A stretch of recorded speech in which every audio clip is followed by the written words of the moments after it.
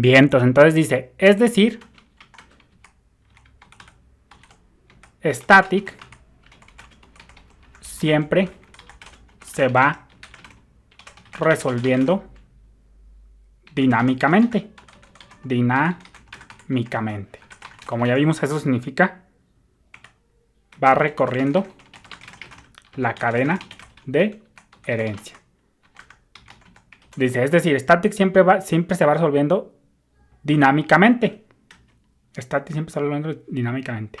Pero el lugar, el calling context de llamada, es decir, el código que está llamando, nunca cambiará. Nunca cambiará. Es decir, en este caso, el lugar de llamada siempre será desde esta clase A. Entonces vamos a ponerle por acá. Nos lo ponemos justo por acá.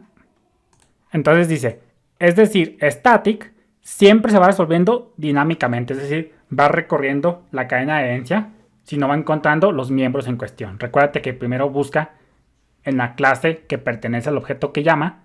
Luego, si tiene jerarquía de herencia, pues buscan el padre. Si no lo encuentran el padre, buscan el padre del padre y así sucesivamente hacia arriba.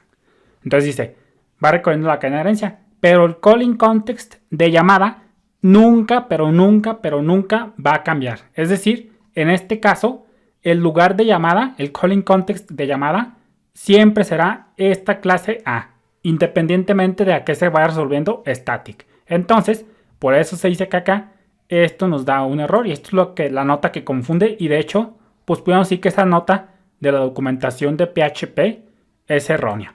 Porque aquí fíjate cómo dice foo, es decir, foo será copiado a B. Por consecuencia, su scope todavía será B y la llamada será exitosa. Entonces, es ahora sí que confusa simplemente.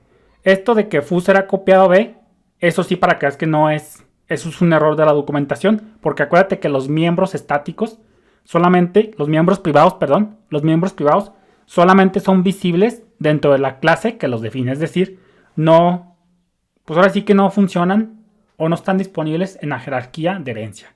Contrario con lo que pasa con el public y el protected. Acuérdate que el public y el protected sí son parte de la jerarquía de herencia. Pero los miembros privados, esos son propios de la clase. Esos no, pues ahora sí que no tienen, como decimos en México, esos no tienen vela en el entierro en la jerarquía de herencia. Esos nunca van a participar en la jerarquía de herencia. ¿Por qué? Porque son implementaciones propias de una clase. Es decir, que no es bueno que sean expuestas a otras clases. Eso es lo que es la encapsulamiento en programación que ya vimos. Básicamente el encapsulamiento se refiere a no tener un acceso directo a los miembros de una clase. Y ahora sí que Private es demasiado egoísta y nomás quiere los miembros para la clase que los define. Entonces acá, esto de que foo será copiado a B, eso sí para que es un error. Lo que sí recuerdo que está bien es esto.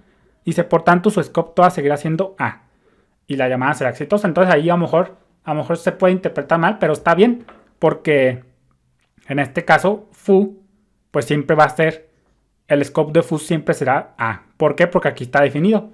Por ejemplo, acá si definimos el método foo, como acá en el ejemplo de la clase C, acá por ejemplo el scope sí reemplazado. Pero aquí reemplazado, pues porque aquí va a llamar, ahorita vamos a ver ese ejemplo. Cuando invoquemos un objeto de C, como el que tenemos por acá, pues haz de cuenta que pues sí es reemplazado porque el static va a encontrarlo desde fuera de A. Ahorita vamos a ver ese ejemplo. De momento, pues a lo que te quiero dar a entender es que no te vayas de la idea con esto. Foo no será copiado a B porque los miembros privados no se heredan. Nada más que ahí es un error, o a lo mejor no se pudieron expresar muy bien los creadores de PHP, porque pues ahora sí que es muy difícil que los creadores de un framework o de cualquier funcionalidad en programación tengan errores, porque pues son revisados por los expertos. Entonces no hay que meternos en problema. La conclusión es de que foo será copiado a B. Y por consecuencia, ahorita vamos a rematar esto de los calling contexts, ya para terminarlo de ver. Esta es la respuesta. Estas tres notitas que pusimos por acá, esta y esta, es la respuesta a esta conclusión. Dice, sí, puedes argumentar que el método foo es privado. Y sí que lo es, pero la clave está en que está siendo llamado dentro de su propia clase. Efectivamente, entonces eso es una respuesta a esta. Hemos desmitificado este ejemplo tan confuso que en su momento pues sí que también para mí cuando yo estaba aprendiendo PHP fue muy confuso. Sobre todo por esto, porque decías, oye, pero los miembros privados no se heredan, ¿cómo que es copiado? Entonces ya acabamos de desmitificar eso. Y ahora vamos a regresarnos poquito, vamos a modificar el código. Para aquí una clase. Extends una clase. Fíjate. Es más, primero vamos a checarlo con A y luego lo hacemos con aquel. Vamos a ver qué pasaría. Vamos a dejarlo a static. Ya vimos el ejemplo, ya desmitificamos qué pasa con C pruebas. Vamos a comentar esto para no volvernos locos con tantas las impresiones. Vamos a ver acá qué pasaría. Acá le pusimos a pruebas. Acuérdate que le cambiamos el nombre. Pruebas, sí está muy bien. Acá también está muy bien. Sí. Vamos a ver qué pasaría en este ejemplillo. Vamos a ejecutarlo. Curso PHP desde cero. webtd.test. Pum, ahí lo tenemos. Y fíjate cómo dice foo desde la clase A. Y este es el errorcillo que nos sale. Vamos a restablecerlo y vamos a depurar este codiguillo.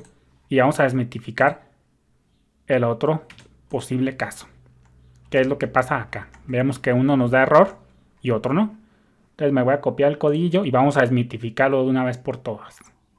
Esto del LED Statement Binding, de hecho es bien genial porque te ayuda a entender cómo operan los miembros privados. De hecho es muy bueno esto. La verdad sí es muy bueno esto del LED Statement Binding. Para terminar de entender ahora sí que lo que es la visibilidad en PHP. Y en cualquier lenguaje. Bueno, creo que el LED Statement Binding nomás existe en PHP me parece. Vamos a ponerle esto. Y ahí lo tenemos. Entonces aquí vamos a hacer una división ahí medio random. Y ya desmitificamos el caso aquel. Entonces acá, ¿qué está pasando por acá? Aquí ya me voy a ir rápido porque pues ya lo entendemos, ya hicimos el ejemplo con B. Así que, ¿qué está pasando acá? Pues pum, creamos un objeto con new C. Luego se llama AC pruebas. C hereda de A. Todo muy bien, ahí no hay mucho que decir. Luego pues se va hasta acá. Pum, todo muy bien. Entonces acá, entra acá a este método. Y aquí this, detrás de las escenas, se va a resolver AC. ¿Por qué AC? Porque es sobre el método, es sobre el objeto con el que estamos invocando a pruebas. Entonces va a llegar un punto que esto se va a resolver AC. Vamos a poner el codiguillo ahí al lado. C foo. Eso se va a resolver this cuando se ejecute este método. Luego acá static. Esto es lo que vamos a desmitificar. ¿Quién es el objeto que llama C? ¿Y de qué clase es? De C. Pues entonces, como ya te dije, primero va a buscar en la clase a la cual pertenece el objeto en cuestión. Entonces, el objeto es de tipo C. Entonces, en algún momento esto se va a resolver a C. Entonces acá vamos a ponerle C.foo. C.foo. Pero ojo acá, nosotros como ya depuramos y ya desmitificamos lo que pasó con B pruebas, C.foo. Efectivamente, aquí ¿cuál es el calling context que llama? O es decir, el calling context referente a la llamada. Pues el calling context sigue siendo desde la clase A. Aquí estamos llamando a foo desde la clase A. Pero vamos a dejarlo mejor para el próximo video. Lo que quiero que entiendas y que luego nos pongamos bien listos es identificar el calling context de llamada. Aquí el calling context de llamada es la clase A, porque ya vimos que esto nunca va a cambiar. Lo que va cambiando es el static, pero el calling context de llamada nunca va a cambiar. Pero vamos a dejarlo para el próximo video. Saludos.